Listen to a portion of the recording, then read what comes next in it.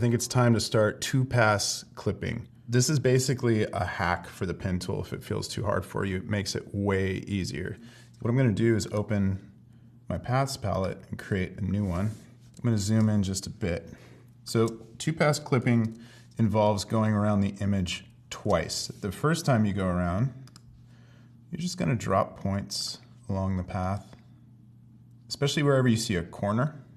And sometimes in the center of a curve, it's pretty loose and open to interpretation.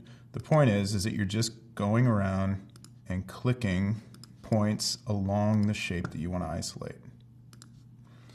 And don't worry too much about super accuracy right now.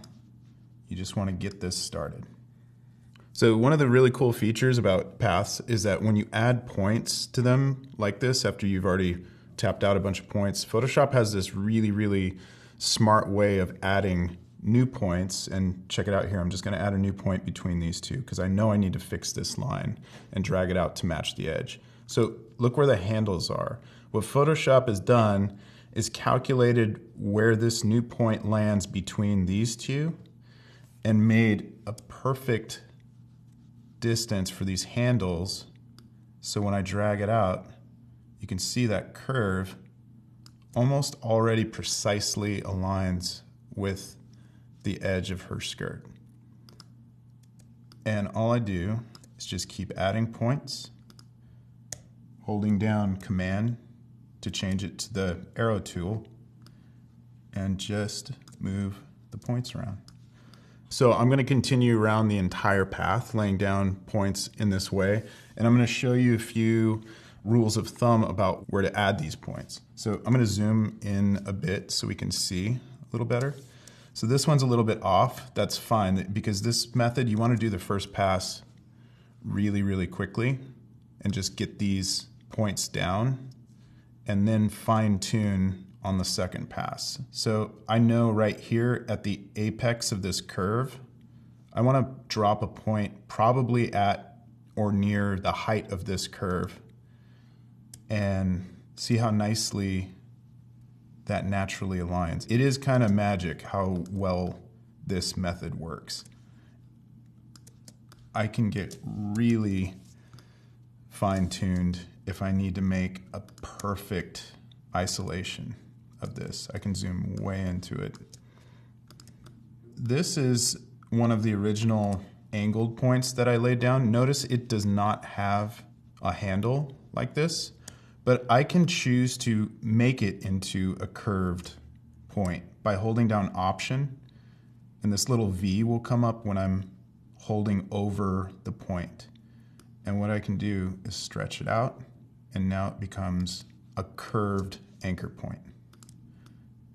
If for some reason you're not able to add points onto the curve, this could happen. You could have accidentally turned off auto add and delete. That way, it's not going to automatically add points when I hover over the line with the pen tool. Make sure that's on so that it knows that you want to add points to that line. So I'm going to zoom out a bit because one of the big benefits of working in this way is that you can work faster to some degree because you have to be a little bit less precise. And so if you need to make quick isolations, it's usually a good rule of thumb to just zoom out more so you're not noodling with things that you don't need to be focusing on at too high of a zoom.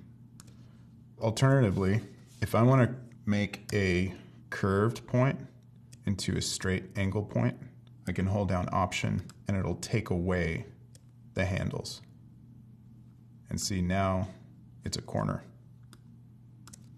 When you're working with the pen tool, it's going to be a learning curve to get comfortable with these modifier keys.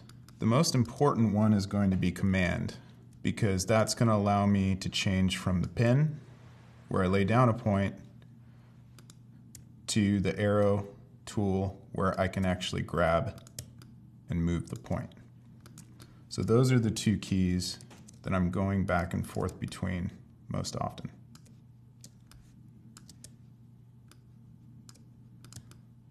See how those points, after I create them, just naturally align with the curves. And if they don't, right off the bat, then I just add another point and move that in until I get it aligned. And if you miss the line, it's going to drop a point outside it, and you're going to know that because all of the points have now disappeared from the original path you made. So you can just undo, and it'll take you back to the active path. And you don't have to do it completely sequentially. You can move forward, you can move ahead, you can move back. That's the beauty of paths, is you can continue to edit them any way you want forever. So when you first see this method of 2-pass clipping, you might think that it takes longer. It actually doesn't. It's just about the same amount of time it takes to do it the traditional way. But this can also really save you a lot of muscle strain, because still, when you're clipping in the traditional method, you still have to be kind of precise when you're dragging out that line, and this totally alleviates that pressure.